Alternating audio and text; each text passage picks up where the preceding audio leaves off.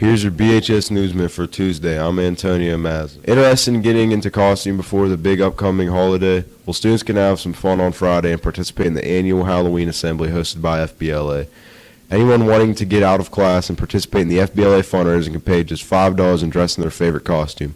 There will be plenty of games and contests that runs during 7th and 8th periods. Pre-sale tickets are available now through Friday during lunch in the Haunts room in the business department. It's Red Ribbon Week in the country. Schools are using the time to stress awareness of the drug problem that continues to harm people and take lives.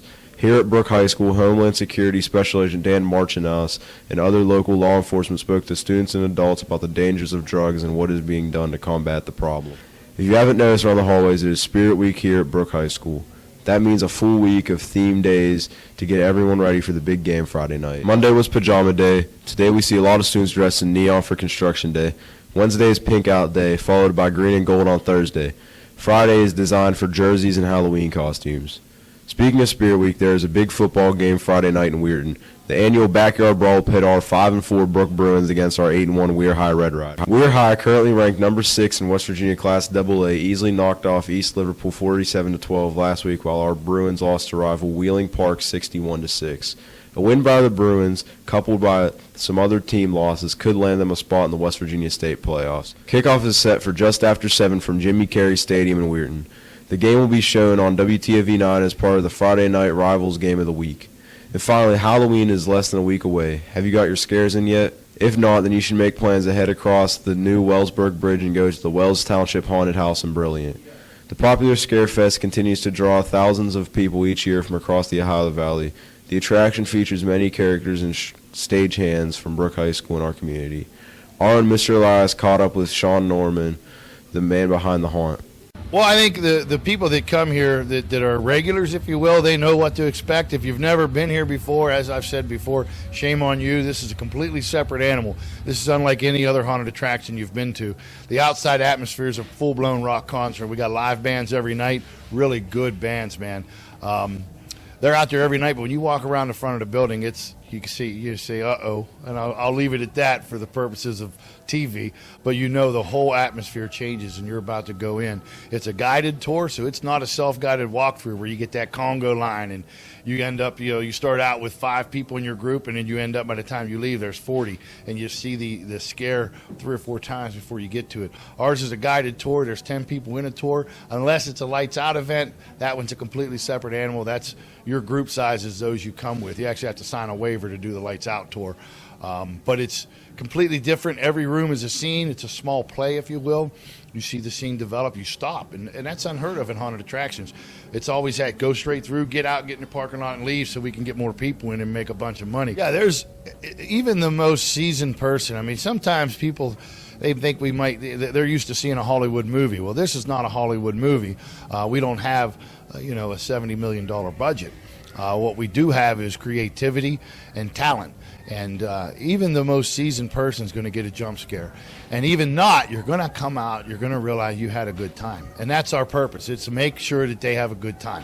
Absolutely. But how many people are involved in the haunted house? Funny you should ask. A couple of weekends ago on a Saturday night, we had over 70 actors inside the house. That's just actors. That doesn't include the administrative staff, security, tour guides, the ticket booth, the person who works in the gift shop. That didn't include all of those people. So we have a staff of around 170. But not all 170 work at the same time. But that night we had a great turnout, and they were pumped up, man. It was a big turnout, and they were lighting them up in there. Wow.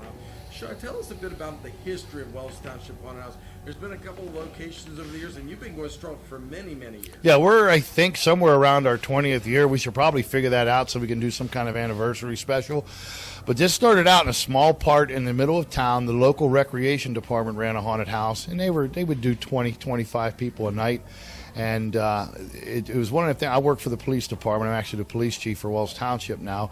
And some of the kids come on and they said, man, we'd like to work at that haunted house. And I just thought, what would be cool? What if we took some of these teenagers and put them to work? And, I mean, we had a 16-year-old girl running a welder a couple of years back, under supervision.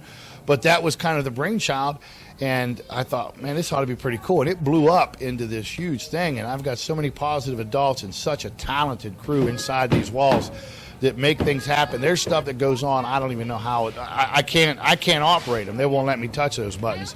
But every single room is computerized. The tour guide hits a button, and it runs the lights, the sound. We slide people across the room. We bounce stuff at them. When you least expect it, there it is. We use all those old school style haunted attraction things. It's just our thing. We build 99% of what you see in this place is built by hand by our people. We have a simulator. Like, we program a video and then program the room to react to the video.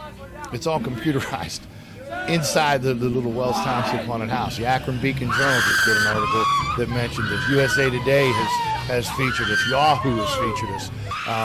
Countless awards, and you start to lose track. You're like, man, this is, you know what I mean? This is the small town of Brilliant, Ohio. A town of about 800 people, and we do 10 times that amount in tourists that come through here. We're talking 18,000 people in Treaty Falls this year. The Wells Township Haunted House, we're open every Friday and Saturday through all the month of October. We start about the third week in September. We run all the way through to the end of October, and then the first weekend in November is the Lights Out tour, which is a completely separate animal. That's your BHS News Minute. I'm Antonio Mazza.